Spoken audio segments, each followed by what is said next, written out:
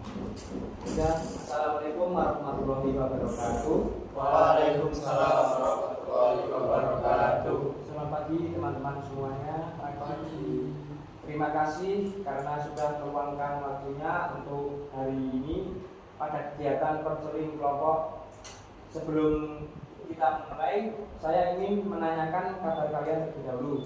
Bagaimana kabar kalian semuanya? Baik. Alhamdulillah. Semoga kita semua selalu diberi kesehatan sehingga dapat mengikuti kegiatan ini dengan nyaman sampai selesai. Perkenalkan dulu, nama saya Muhammad Abdul Setiawan, saya dipanggil Andisa. Saya di sini sebagai konselor yang akan mendampingi teman-teman dalam beberapa pertemuan ke depan. Dalam kegiatan ini, peran saya adalah membantu dan memfasilitasi teman-teman agar dapat memahami diri sendiri dengan lebih baik, khususnya terkait masalah yang sedang dihadapi.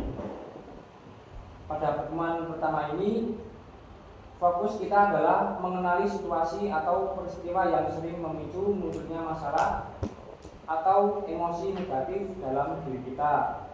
Kita belum membahas solusi, melainkan belajar mengenali dan memahami apa yang sebenarnya terjadi. Sebelum memasuki di konseling kelompok, yang pertama saya akan menjelaskan tujuan dan kontrak kelompok ini. Saya ingin menyampaikan tujuannya. Yang pertama, mengenali situasi yang memicu masalah. Yang kedua, mengungkapkan perasaan dengan aman. Yang ketiga, menyadari bahwa setiap orang itu memiliki pengalaman dan tantangan masing-masing. Agar kegiatan ini berjalan dengan lancar, ada beberapa asas yang aturan perlu kita sepakati bersama. Yang pertama adalah kerahasiaan. Apapun yang disampaikan di dalam kelompok ini tidak boleh disebarluaskan. Yang kedua adalah saling menghargai, tidak memotong pembicaraan dan tidak menghakimi. Dan yang ketiga adalah kesukarelaan. Artinya teman-teman semua bebas berbagi sesuai dengan kesiapan masing-masing.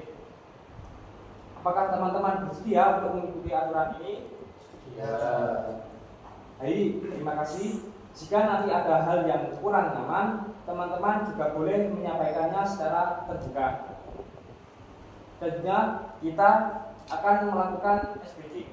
Nah, ini perkenalan dulu ya. Perkenalkan nama kalian semua. Monggo dari yang pertama. Nama saya Muhammad dan hobi saya itu mancing, terus bermain musik dan pokoknya tinggal suka yang senang. Kan nama saya Jatah Pelajaran, bisa dipanggil Angka. Saya Bang Putra, sebelum hujan. Saya perkenalkan, nama saya Riko Nasib. Hobi saya. Baik, sebelumnya agar kita tidak tegang ya, kita akan melakukan SBD terlebih dahulu, yaitu SBD-nya dengan tepuk cinta. Apa ya? Saya contohkan dulu ya. Tepuk cinta, cinta kecil, cinta sedang, cinta besar, cinta semuanya. Gitu ya. Oke. ya, kita latihan dulu Pak, latihan dulu. Tepuk cinta, cinta kecil, cinta sedang, cinta besar, cinta semuanya. Oke.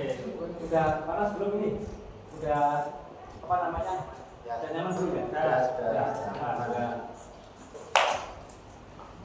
Baik, di sini apakah ada yang merasakan cemas? Ya. Jadi saya itu kadang ngerasa cemas kalau berbicara di depan banyak orang. Jadi mungkin kadang itu saya ketika di dalam kelas, saya itu kalau ada guru yang bertanya itu kadang saya bisa menjawab, tapi kok rasanya kayak takut gitu kalau mau mengungkapkan jawabannya karena takut salah, intinya nggak berani. Ya, terima kasih ya Mas Bagus sudah jujur untuk menyampaikan perasaannya. Ya. Saya Pak, saya itu kadang tuh rasa malu takut Pak,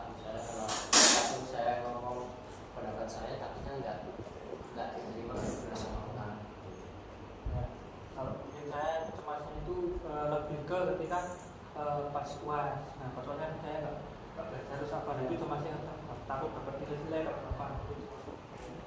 Jadi kalau saya cermatnya itu ketika misal saya telah melakukan sesuatu, nanti setelahnya itu saya pikir, oh apakah nanti saya sudah benar ya, apakah nanti saya membuat orang lain kecewa atau bagaimana ya. Nah itu saya jadi cemas. Ya. Nah, baik, terima kasih semuanya ya. Tidak apa-apa jika merasa tegang atau cemas itu hal yang wajar ya, apalagi di pertemuan pertama kali ini. Selanjutnya sekarang kita akan mulai masuk di tahap peralihan. Pada tahap ini saya ingin mengajak teman-teman untuk mulai mengingat pengalaman sehari-hari yang pernah menimbulkan perasaan tidak nyaman. Misalnya pengalaman merasa takut, gagal, malu atau minder, kecewa atau merasa tidak diterima oleh orang lain. Apakah ada yang bersedia berbagi pengalaman ringan terlebih dahulu? Ayo Pak. Ya, jadi saya yang tak ceritanya tadi ya. Jadi itu kadang mungkin tuh saya itu jadi saya mungkin orangnya itu mungkin tahu ya, kalau disuruh menjawab itu sebenarnya saya tahu jawabannya, cuma karena saya itu malu kan ada banyak orang, malu dilihatin, terus malu kalau misalnya saya salah nanti yang lihat banyak orang, itu saya jadi rasanya itu nggak berani gitu loh, nggak berani. Takut ya? Ya, cemas gitu. Oke, baik. Itu reaksi yang cukup sering dialami ya banyak orang. Apakah ada peserta lain yang pernah mengalami hal serupa itu? Kalau saya mungkin itu Pak, ketika saat itu misalnya ketika saya mengungkapkan pendapat, saya takut kalau pendapat saya itu tidak diterima dengan teman-teman dengan baik. Terima kasih. Dari sini kita bisa melihat bahwa pengalaman seperti ini itu tidak hanya dialami oleh satu orang saja. Yang selanjutnya, sekarang kita akan masuk ke kegiatan inti. Saya ingin teman-teman memilih satu peristiwa yang paling sering memicu perasaan negatif atau masalah dalam diri. Kita fokus pada apa yang terjadi, bukan bagaimana mengatasinya. Silakan pikirkan di mana peristiwa itu terjadi, dengan siapa peristiwa itu terjadi, dan apa sebenarnya yang terjadi saat itu. Silakan. Saya Pak. Ya.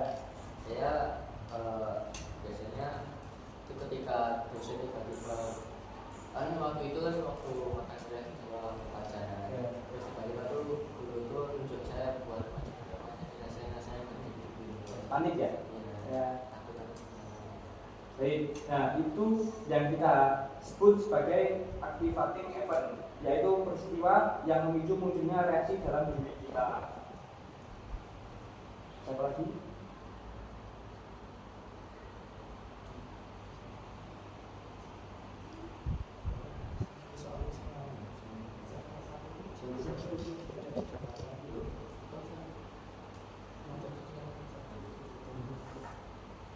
Kalau saya Pak, ketika pendapat saya tidak didengarkan di kelompok saat diskusi untuk membahas tentang tugas atau apapun itu, saya jadi merasa kayak cemas. Ya, terima kasih ya. Itu juga contoh peristiwa pemicu yang jelas. Sekarang silakan teman-teman mencatat satu peristiwa atau pemicu yang paling sering kali kalian alami. Melakukan refleksi diri.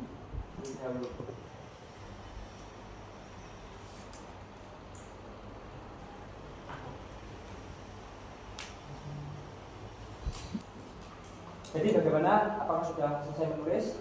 Sudah ya Pak.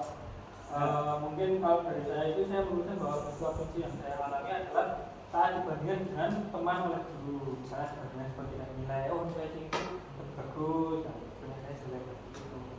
Oke, terima kasih ya. Perbandingan itu bisa menjadi pengalaman yang cukup menyenangkan.